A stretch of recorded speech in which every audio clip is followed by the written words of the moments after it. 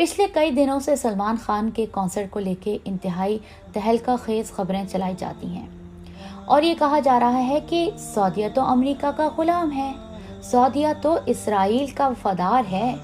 مگر سوال یہ پیدا ہوتا ہے کہ اگر واقعی سعودیہ ان ممالک کا غلام ہوتا تو یہ ممالک اپنی مہربانیوں سے، انعامات سے اور سہولیتوں سے سعودیہ کا منہ بھر دیتے،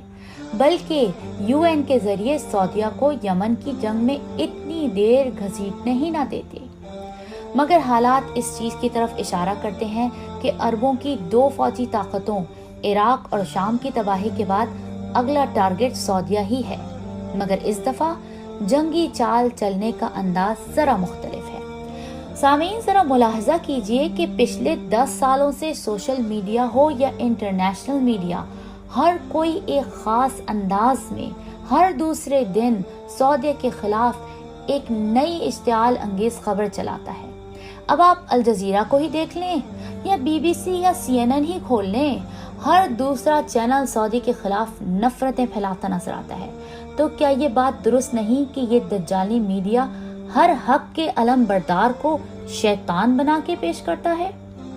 ذرا غور کریں، ہم یہاں کسی آزاد میڈیا کی بات نہیں کر رہے، بلکہ پوری دنیا کی صحافت پر کنٹرول کرنے والی اس عالمی طاقت کی بات کر رہے ہیں جس نے بوسنیا، شام اور عراق کو کھنڈرات میں بدل دیا۔ یہی وہ عالمی طاقت ہے جو ایک سوچے سمجھے منصوبے کے تحت نیوز چلاتی ہے، اسے فنڈ کرتی ہے اور ان جھوٹی خبروں کی حقیقت بیان کرنے والی ہر خبر کو سینسر کرتی ہے یا اسے پھیلنے ہی نہیں دیتی۔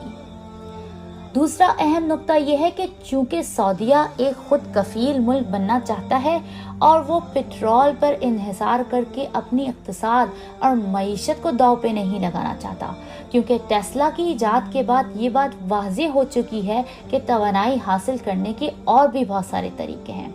اس سوچ کو عملی جامہ پہنانے اور اعلیٰ معیار کو برقرار رکھنے اور اپنی تمام تر صلاحیتوں کو صحیح جگہ اور صحیح طریقے سے استعمال کرنے کے لیے سعودیہ کو محمد بن سلمان جیسے ہی انتہائی سمجھدار، دور اندیش، ٹیلنٹڈ، پرعزم اور پر اعتماد لیڈر کی ضرورت تھی۔ یہی تو وہ خوبیاں ہیں جو ان مغربی طاقتوں کو ایک آنکھ نہیں بھاتی۔ یہی وجہ ہے کہ شہزادہ سلمان مسلسل مغربی میڈیا کی تنقید کا نشانہ بنتے ہیں۔ مغربی طاقتیں چاہتی ہیں کہ عرب اور مسلمان کبھی بھی ترقی کی دوڑ میں ان کا مقابلہ نہ کر سکیں اور اپنی زندگی ہر دوسرے تھرڈ ورلڈ ملک کی طرح یونائٹڈ نیشن کے غلام اور قرضوں پہ قرضہ مانگنے والے ورلڈ بینک کے بھکاری بن کے محتاجی میں گزار دیں۔ اور یہی وجہ ہے کہ یونائٹڈ نیشن مسلسل سعودیہ کو دباؤ میں رکھتا ہے کہ کبھی اسلامی حقوق کے نام پر، کبھی عوام کی آزادی چھین لینے کے نام پر سعودیہ پر زور ڈالتا ہے۔ اور یہی اس دباؤ کا نتیجہ ہے کہ سعودیہ میں سینما ہال کھل گئے اور کانسرٹس کی اجازت مل گئی۔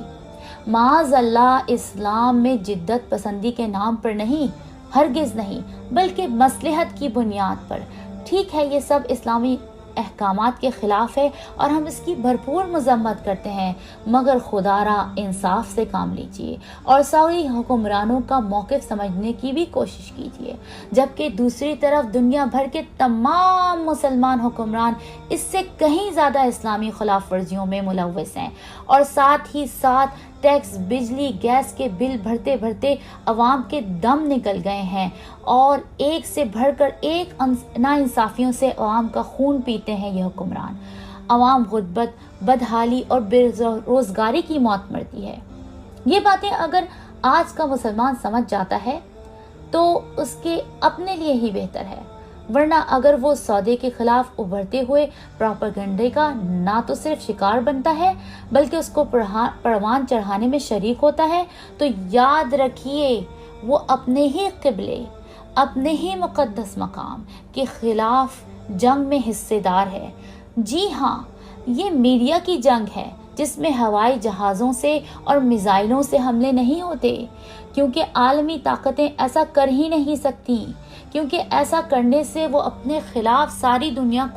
کے مسلمانوں کو اکٹھا کر لیتی، مگر انہوں نے بڑی چالاکی سے میڈیا وار کر کے سعودیہ کے خلاف مسلمانوں کو اکٹھا کیا ہے اور یمن کی جنگ چھیڑ کر سعودیہ کی توانائی، اسلحہ، پیسہ اور جانی نقصان کروایا، کیونکہ یمن کے ذریعے ہی ایران حوثیوں کے ہاتھوں دن رات سعودیہ پر حملے کرواتا ہے۔ اور ہمیں یہ بات اچھی طرح سمجھ لینی چاہیے کہ یمن کی جنگ کا اصل مقصد ہی سعودیہ پر حملہ تھا، کیونکہ یمن کے ذریعے ہی ایران کا سعودیہ پر قبضہ بن سکتا تھا، کیونکہ یمن کی سرحدیں سعودیہ کی سرحدوں سے ملتی ہیں۔ اسی لیے مسلمانوں کو چاہیے کہ وہ سعودی کے خلاف کسی پروپیگنڈے کا شکار نہ ہو، کیونکہ عالمی طاقتیں یہ چاہتی ہیں کہ سعودیہ کو اتنا بدنام کیا جائے کہ جب اس پر حملہ ہو تو کوئی مسلمان اس کی دفاع کرنے کے لیے کھڑا نہ ہو۔ یہی تو دجال کے آنے کی اصل پلاننگ ہے، مگر افسوس مسلمان سمجھنے سے قاصر ہیں۔